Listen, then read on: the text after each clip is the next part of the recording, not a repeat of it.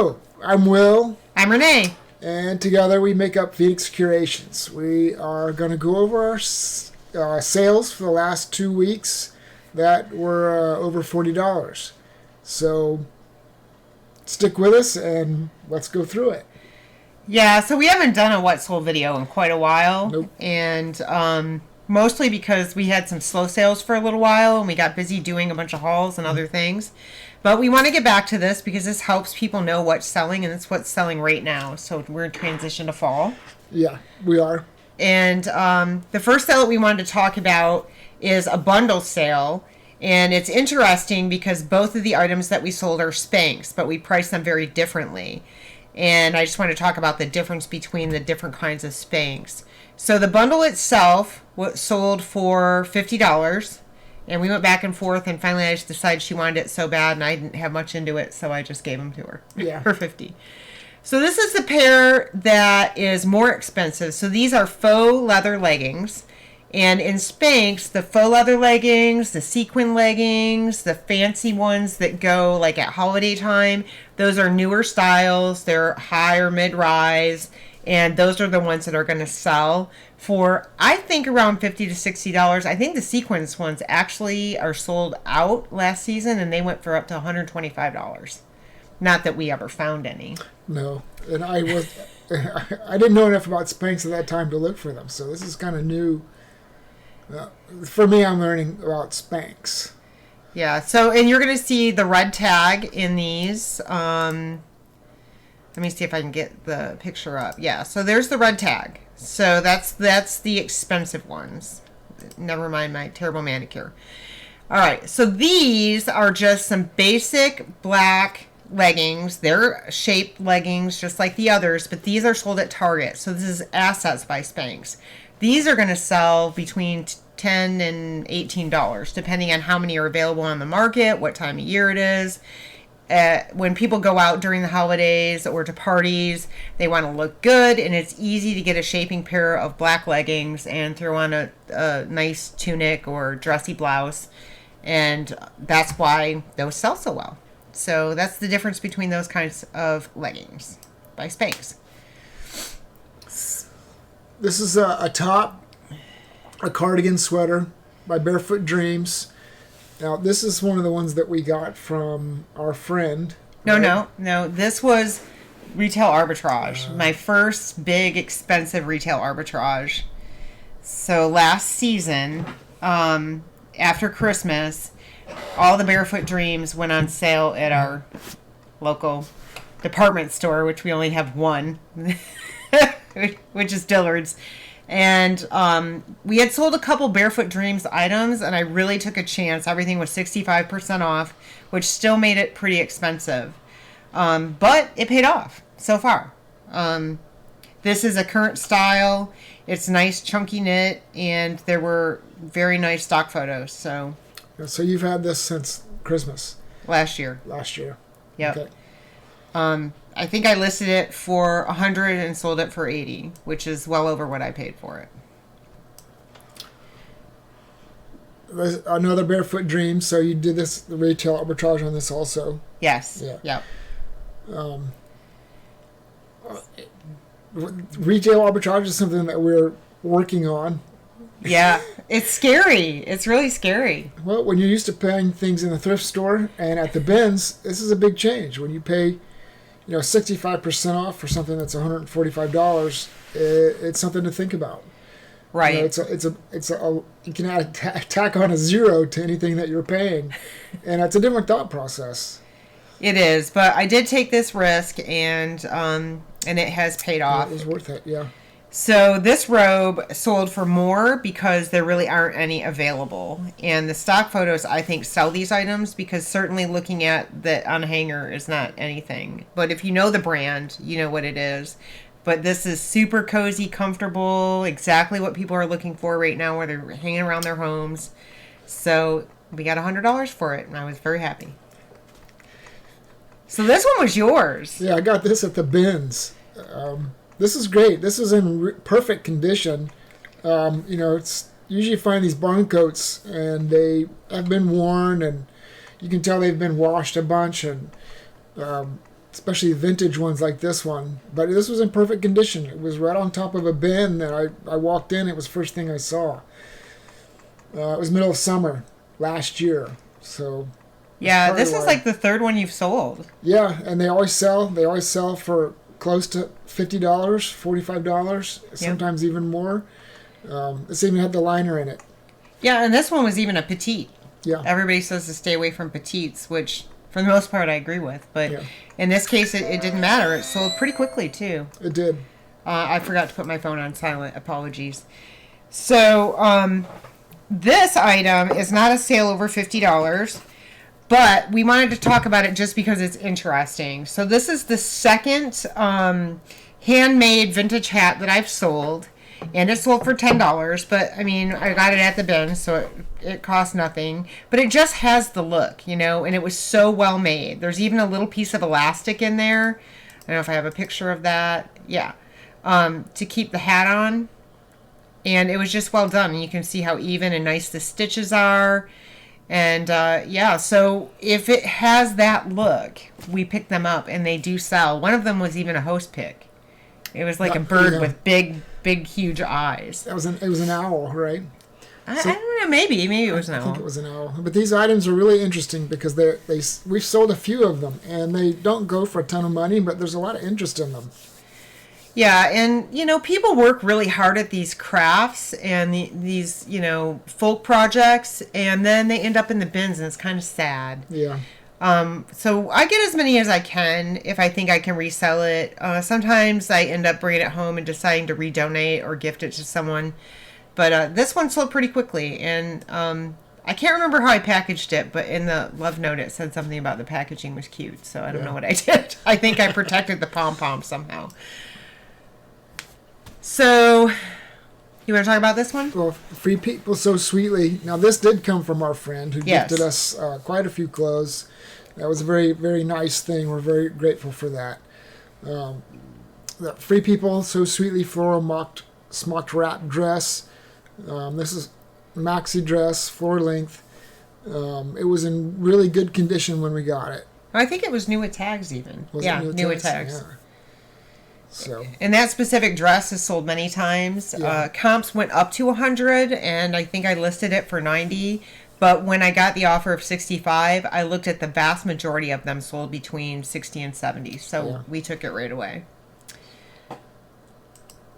So next is something that at first Will and I disagreed about. Yes. We bought it at Flashbacks when they let us shop there before they were open during the stay-at-home orders. So this is a Paul Smith Rainbow Edge Merino Wool Scarf. And at first look, you're like, gosh, you know, I think we paid like $20 or $30 for this. Yeah, I think we did. It was hanging from the roof in a kind of a, you know, in a showcase position. And we debated about buying it. I'm from here in the South. We don't wear scarves, so it's not really my thing. Yeah, but you looked it up. Yeah. And you were like, whoa, well, maybe. Yeah. And I didn't list it forever. And finally I did list it, and I looked at them, and those scarves sell for, you know, $135 to $275 new, and it was new with tags, and this is a very desirable colorway. This one was made in Germany. Yeah, made in Germany. But a lot of them are made in Italy. But this specific one isn't, and I don't know why some are and some aren't. But it sold really quickly within 2 weeks, and I was shocked. Well, Flashbacks is our local resale shop, and we take things in there and trade them in, and we you know, for store credit, and we buy things in the store. Some of the things we have made money on like this, and some we have not. Some we donate right back to Goodwill. So it's, you know, again, it's a learning process, and we've enjoyed the opportunity to buy at Flashbacks. So yeah, thank you to those guys. Yeah, they're expert resellers, and we're happy to get information from them. And I also can say that they have a harder time locally selling really expensive designer type of things just because of their clientele. Mm-hmm. And we have a hard time selling some of the vintage things we find. So it's a really nice relationship, you know. Yeah. We take some of their things off their hands that, you know, have real value, but they kind of sit there, and they take things from us that we couldn't necessarily sell. Yeah. So it's very helpful. This is the third Barefoot Dreams retail arbitrage. Doesn't look like much on the hanger, but this one was super soft, even for Barefoot Dreams. And it was really neat because it's really just like a long blanket. So you could use it on an airplane as a travel blanket or in a movie theater. But then you could wrap it around you and use it as a shawl, and it has pockets, like big oversized pockets.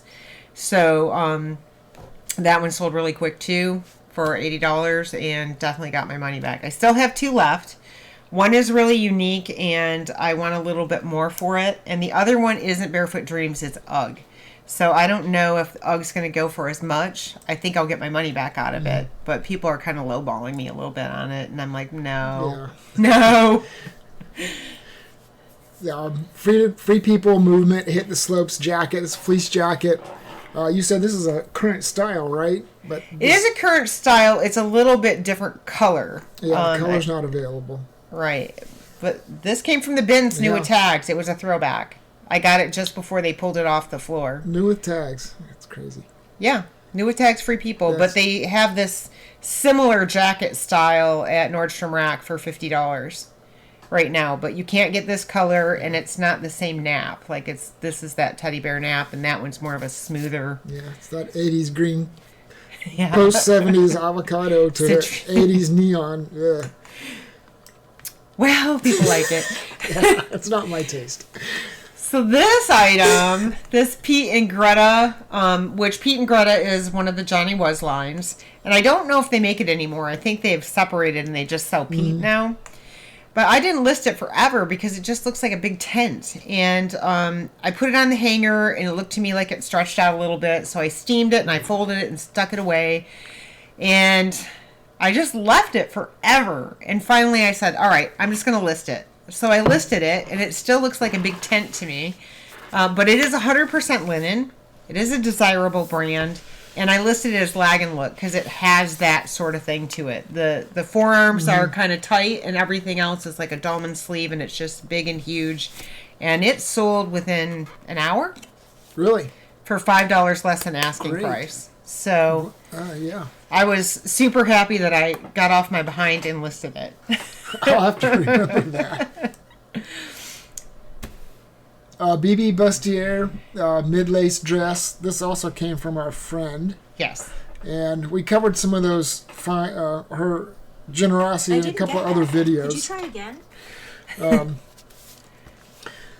And we're grateful to her for sending that to us. Yeah, there were a bunch of these kind of very sexy lace dresses that has open sides and a lace tattoo back. Yeah, that was her style. Yeah, I think it was for a while because she had several like that. But so when you have lace like this and there's no fabric behind it, it's called lace tattoo because it's just lace over skin. All right, this one came from you, and it is an Odandamar? Yeah, I guess so. We hope. Yeah. And it looks crazy on your mannequin, but we did find a stock photo, and yeah, it sold for a pretty good price. It's just a one-piece bathing suit. And I don't know, is this beading that you have on? It's beading on there. It was new with tags from the bins, actually. And this has been in the closet for 6 months, I believe. I listed them back in January, I think. So it took a while to sell. I think the stock photo helped it. We started getting a lot more because this whole situation is a little goofy looking. People say you're not supposed to use stock photos, but sometimes on items like this, and so many other people are doing it, it's just how do you keep up with everybody else? And right. A sale's a sale. And we have had some things taken down for stock photos, haven't we? Yeah, we did recently. So it's illegal to use stock photos. But Prana got us. And they had Poshmark take down our listing, and they do note it in your stats if you have that happen. But they did tell us we could relist without the stock photo. And I think when you're using the brand stock photo, you're at more risk for that than if you're using a store stock photo. Right. Because it's the brand that is probably more interested in stopping that. So if you're going to do that, beware. And it's also, isn't it against Posh's terms of service to use stock photos? So it is. You're taking a chance. But Posh doesn't really, they don't go about hunting it down and enforcing it. they leave it to the companies to get you, and then they'll take it down if the company asks them to. Yeah. But it's a big controversy out there right now in the community, because modeling clothing takes a lot of time and effort, and you got to add all that time into your process, and that takes your profit margin down because you can't list as much. That's right. And some items like the bathing suit really need something like that to show how it actually fits. And yeah, and I'm not thinking that particular cut would look great on you, Will. no. No. It's not your style at all. So in any event, the next thing that sold for over $40 was these Dansko patent leather clogs. There's a current style in this colorway that has animal print, but it's a little bit different. This is just a cheetah print, and this came from those hauls from Laura, and they sold pretty quickly. I got lots of lowball offers, but they were in perfect condition, and they were the more expensive professional clogs, and so I kind of held out because she only wore them twice. Well, that's great. When people wear scrubs at work, you're looking at a boring pair of scrubs. This is one of the ways to spice up your outfit a little bit, and people, they buy shoes with personality. Yeah, shoes and hats. Yeah, so that's, these Danskos and the other clogs like this that people wear in healthcare, they like the bright colors and the patterns. And also, these are not leather; they're patent leather, not traditional leather, and that is washable. So if you get any kind of anything on them, which medical professionals might get stuff on their shoes, we won't talk about what, so you can just wipe them off. Yeah. And so that's desirable. This is a pair of Ariat brown leather slip-resistant work boots, and these came from the bins, I think. No. These came from Shop Goodwill. Oh, so I put $20 yeah. into these with shipping. I have terrible luck on there, except for every now and then I find something. I will search the term leather, and I'll get a lot of good stuff. But these, go ahead. I'm sorry. No, that's fine. These are just really good work boots. They were desperately flawed, but they're slip resistant, oil resistant, shock absorbing, Vibram soles, and they really, structurally were in great shape. Everything Ariat has sold that we've had, and it sells pretty quickly. Jeans, dress shirts, boots. Yep. Kids stuff. Yeah. All of it. It always sells. So lots of people pass it over at our bins because their stuff is heavy, well made, and it's expensive, to buy because it's, a 3-pound pair of boots is a whole $4.50. But that's the advantage of Posh and the priority shipping.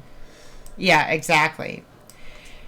And then last, we have these Brooks Adrenaline GTS 19 running shoes, and I think I had these listed for $50, and I finally just came down to $40. We had so much stuff to list, and I am overwhelmed.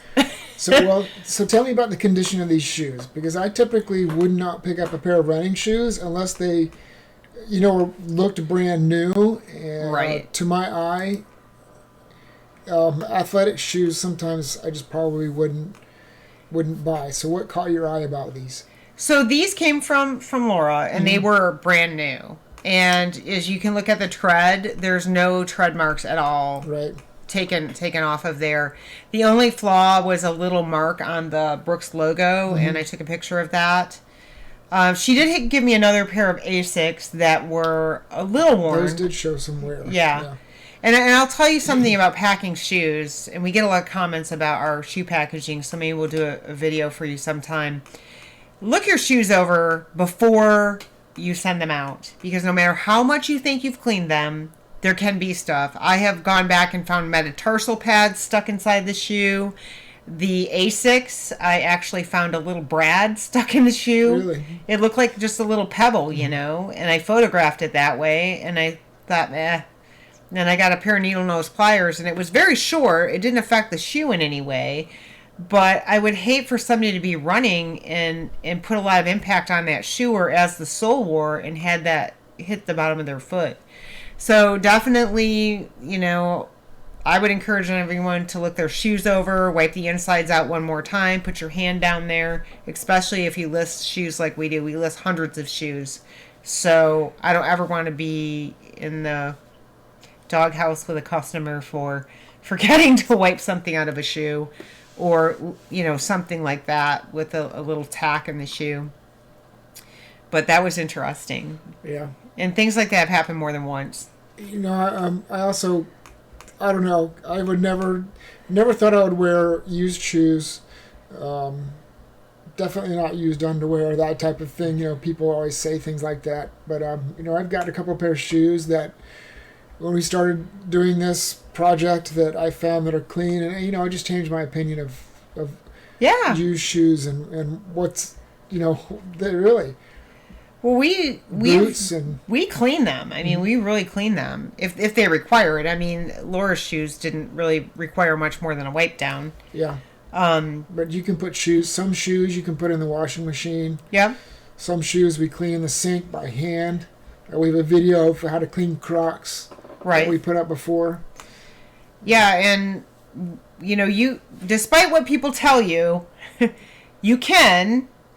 If you learn how to do it, wash leather, and you can clean suede. Mm-hmm. And I've heard so many resellers say, well, you can't get suede wet. Well, that isn't necessarily the case. I talked with the cobbler about how to clean suede, and you can do it. Can you ruin stuff cleaning it? Sure, of course. There's no guarantees if you put something in the wash machine that the wash machine won't shred it. Yeah. But yes, I've done that. Yeah, me too. But... most of these things can be cleaned and repaired, and if if it's already trashed and it's garbage, then what does it hurt to try? And we did a lot of experimenting with things that were garbage. Well, we still experiment with things too. Yeah. But we have learned a lot. I know I had a pair of Ariat work boots, and you looked at them and you're like, gosh, Renee, they're bad. Yeah. They're so gross. And I stuck them in the sink and washed them, and they sold for $40. Yeah. Really fast. And they were clean and nice. Mm-hmm. So, we've learned a few lessons. We've ruined a few things. But let us know if you're interested in seeing some of that kind of stuff, because we're happy to do it. Yeah. If you're starting out on Poshmark, a lot of these things are just trial and error until you find something that works for you, no matter how somebody else has done it. So... yeah, that's definitely true. I've made a lot of mistakes listening to other resellers and trying to copy what they do. Yeah. And, I can't sell things that they can sell. And I can't sell certain things for a price they can sell it for. Well, it's like life. Things to take, you may try to do something and do what somebody else is doing, but you have to find your own way. Our store is not like some of the other people that we like to look at and take ideas from and yeah, we just have a basic garage sale.